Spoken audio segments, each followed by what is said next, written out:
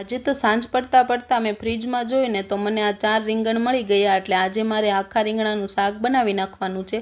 તો એના માટે મેં છે ને પહેલાં આ રીંગણાના ડીટીયા કાઢી લીધા। આ રીતે એને ડીટીયા કાઢીને પછી છે ને એને આ રીતે 4 કટ લગાવી દીધા। આ રીતે 4 કટ લગાવીને એને પાણીમાં પલાળી દીધા અને થોડીક વાર પાણીમાં રાખવાના છે। ત્યાં છે ને મેં અહીંયા સિંગ શેકી લીધી છે।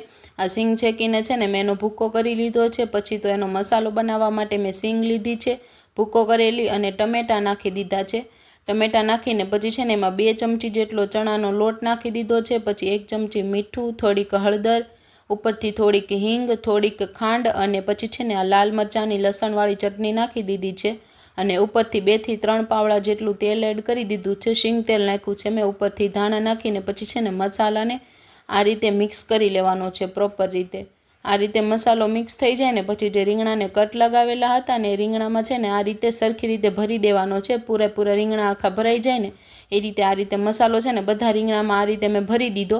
અને મસાલો ભરીને પછી જે મસાલો વધ્યો હતો ને એને પછી આપણે પાછળથી એડ કરવાનો છે શાકમાં। એટલે પછી કુકરમાં થોડુંક તેલ મૂકી દીધું, એમાં થોડીક હિંગ, થોડુંક જીરું નાખી દીધું, અને આ 2 સૂકા લાલ મરચાં નાખી દીધા। અને પછી જે રીંગણ હતા ને એ નાખી દીધા। મેં એમાં 1 બટેકું પણ એડ કરેલું છે।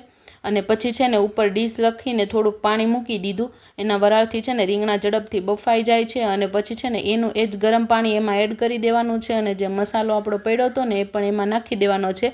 અને પાછું એને સરખી રીતે મિક્સ કરીને ઢાંકણ દઈને 3 સીટી પાડી લેવાની છે। તો રીંગણાનું શાક તો તૈયાર થઈ ગયું હતું। એટલે પછી મેં ફટાફટ છે ને આ બાજરાના રોટલા પણ બનાવી લીધા। તો રીંગણનું શાક છે, બાજરાના રોટલા, તળેલા